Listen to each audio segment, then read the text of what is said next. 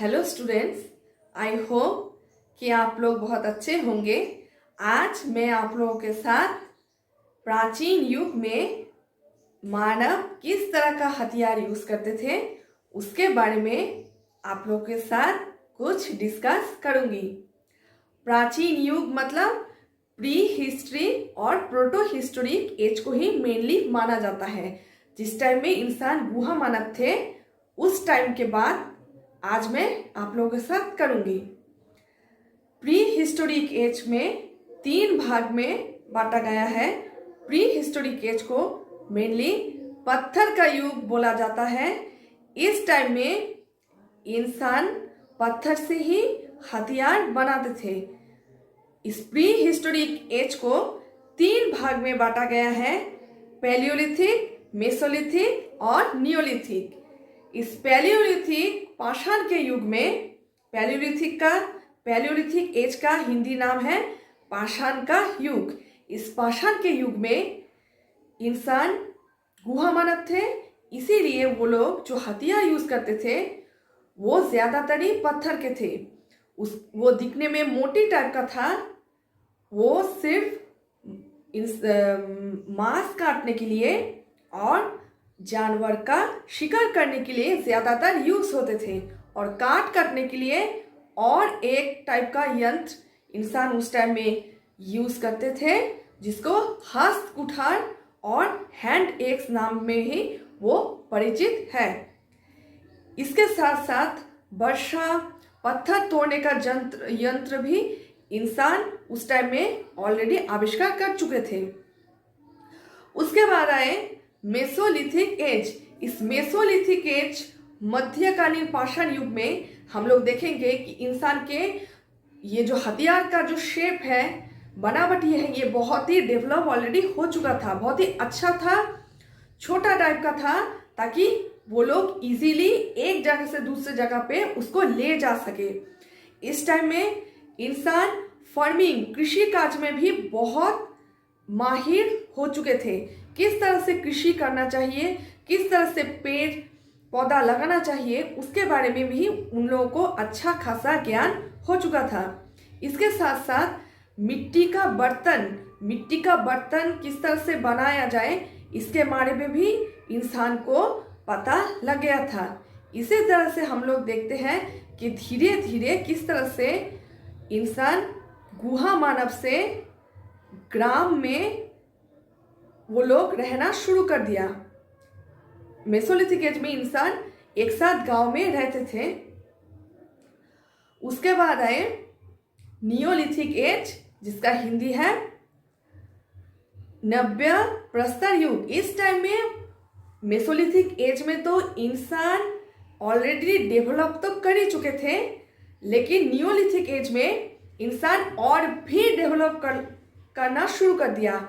चाहे वो फार्मिंग हो, चाहे वो हथियार बनाना हो, और चाहे गांव से नगर बनाना हो। मेसोलिथिक एज में इंसान गांव में रहते थे। नियोलिथिक एज में इंसान गांव से शहर में मतलब नगर का विकास करना शुरू कर दिया। इस टाइम में जो हथियार बनाते थे उसका बनावटी शेप भी बहुत अच्छा था, वो पॉलिश्ड भी थे, इसलिए इस टाइम को पॉलिश्ड स्टोन एज नाम से भी जाना जाता है। इस टाइम में हमनदिस्ता, शील बट्टा, इस तरह का भी बहुत सारे घरेलू सामान इंसान आविष्कार कर चुके थे। उसके साथ साथ फार्मिंग करने के लिए, इजीली फार्मिंग करने के लिए बहुत सारे यंत्र भी इंसान इस टाइम में आविष्कार कर चुके थे। उसके बाद आते हैं तांबे और ब्रोंज का युग, जिसको चैल्कोलिथिक एरा नाम से भी जाना जाता है। इस चैल्कोलिथिक एरा और तांबा और ब्रोंज के युग में पहले तांबे का युग आया, उसके बाद ब्रोंज का युग आया। तांबे से इंसान बहुत सारे घरेलू सामान बोलिए, हथियार बोलिए और रसोई का सामान ही बोलिए, सब कुछ बनाते थे। उसके बाद तांबे के साथ टीन मिक्स्ड करके एक अलग टाइप का मेटल उन लोगों ने बनाया, जिसको ब्रोंज नाम से भी माना जाता है, पीतल भी बोलते हैं उसको। इस पीतल को भी इंसान बाद में उस मेटल को भी इंसान अपने जिंदगी में बहुत कुछ सामान हथियार बनाने में भी काम में आए थे। उसके बाद आए आयरन एज। इस आयरन एज मानव सभ्यता में बहुत इम्पोर्टेंट और बहुत ही मायने रखते हैं। इस टाइम में वो लोग जिस जगह में थे वो लोग तो ऑलरेडी धीरे धीरे डेवलप तो कर ही चुके थे, लेकिन उससे भी ज़्यादा डेवलप आयरन एज में किए थे। और एक बात, तांबा और ब्रोंज के युग में इंसान तांबा और ब्रोंज का तो यूज़ करते ही थे, लेकिन भारत में तांबा ब्रोंज के साथ साथ पत्थर का भी इंसान यूज़ करते थे। पत्थर का हथियार, पत्थर का सामान, ये सब इंसान यूज़ करते थे। उसके बाद आए आयरन एज। आयरन एज में भी इंसान और भी डेवलप कर चुके थे उनके ज़िंदगी को। लोहे से बहुत कुछ वो लोग सामान बनाए। लोहे से वो लोग और भी जहाज, इस टाइप का कुछ बड़ा कुछ कंस्ट्रक्शन वो लोग किए। इसके लिए बिजनेस, एक जगह से दूसरे जगह पे बिजनेस जो है वो भी धीरे धीरे इंसान करना शुरू कर दिया था, क्योंकि इंसान तो ऑलरेडी नगर में रहना शुरू कर दिया। उसके साथ साथ बिजनेस करके, वाणिज्य करके किस तरह से और भी वो लोग अर्न कर पाए उसके बारे में वो लोग सोचना भी शुरू कर दिया था इस टाइम से। हथियार के साथ साथ कुंभकार के पहिया आविष्कार भी मानव सभ्यता के लिए एक वरदान के स्वरूप था।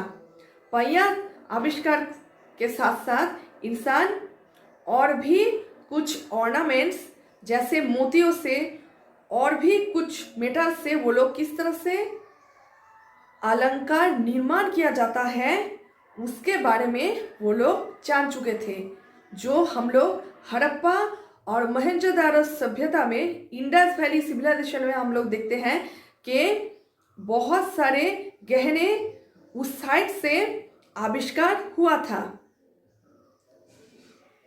इस टॉपिक से आप लोग short question, mainly short question आप लोग पढ़ सकते हैं, जैसे पत्थर का युग कितने टाइप के थे, पैलियोलिथिक, मेसोलिथिक और नियोलिथिक। उसके बाद पैलियोलिथिक एरा में इंसान किस टाइप का हथियार यूज़ करते थे, मोटी टाइप का हथियार यूज़ करते थे। उसके बाद किस एरा में इंसान गांव में रहना शुरू किया, मेसोलिथिक एज में। मध्य प्रस्तर युग में इंसान गांव में रहना शुरू किया। उसके बाद नगर का विकास हुआ किस टाइम में, नियोलिथिक एज में, नव्य प्रस्तर युग में। उस टाइम में किस टाइप का हथियार बनाते थे, उस टाइम में वो लोग हमनदिस्ता, शीलबट्टा, इस टाइप का भी बहुत सारे यंत्र आविष्कार कर चुके थे। उसके बाद आए गुहा चित्र, केव पेंटिंग। ये जो केव पेंटिंग है, ये केव पेंटिंग मानव सभ्यता के लिए बहुत ही इम्पोर्टेंट और बहुत ही क्रिएटिव टाइप का एक टॉपिक है। इंसान जब गुहे में रहते थे, उस गुहे में इंसान पत्थर से कलरिंग करके बहुत खूबसूरत पेंटिंग उस टाइम में बनाए थे। जैसे वो लोग बाइसन, गेंडा, भालू सब एक साथ, इंसान सब एक साथ डांस कर रहे हैं, इस तरह का बहुत सारे पेंटिंग्स वो लोग गुहे के दीवार में बनाते थे। आर्कियोलॉजिकल सोर्सेस से ये पता लगा है कि 100 से भी ज़्यादा केव्स में हज़ारों से भी ज़्यादा केव पेंटिंग मिला है। जैसे कि स्पेन के अल्तामिरा गुहा इसके लिए पॉपुलर है, वहाँ पर भी केव पेंटिंग मिला था। हमारे भारत में मध्य प्रदेश में भीमबेटका नाम के एक जगह है, वहाँ पर भी केव पेंटिंग मिला था। उसके बाद कश्मीर में भी बहुत सारे जगह गुहे में पेंटिंग मिला है। ये लोग उस टाइम में इंसान जो पेंटिंग यूज़ करते थे, मतलब बनाते थे, वो मेनली सिर्फ उन लोगों का क्रिएटिविटी के लिए नहीं है, धर्म विश्वास और जादू टोना करने के लिए ही वो लोग मेनली इसको यूज़ करते थे। वो लोग सोचते थे कि वो लोग मानते भी थे कि वो लोग जो भी पेंटिंग कर रहे हैं वो इन फ्यूचर उन लोगों के साथ होने जा रहे हैं। इस विश्वास के ऊपर बेस करके ही वो लोग केव पेंटिंग बनाते थे। आप लोग अगर वो केव पेंटिंग देखेंगे तब देखेंगे कि हम इस टाइम से कितने हजार साल पहले भी, कितने सैकड़ों साल पहले भी इंसान का पेंटिंग करने का कॉन्सेप्शन कितने खूबसूरत तरीके से था। चाहे आप वो कलर कॉम्बिनेशन बोलिए, चाहे वो पेंटिंग बोलिए, उस टाइम में भी इंसान कितनी खूबसूरत तरीके से, कितनी क्रिएटिवली ये पेंटिंग करते थे। इसके लिए ही धीरे धीरे यहाँ से हम लोग समझ पाते हैं कि इंसान हथियार और अलंकार निर्माण के पीछे ही नहीं, वो लोग पेंटिंग में भी बहुत आगे बढ़ चुके थे। आज इतना सा ही।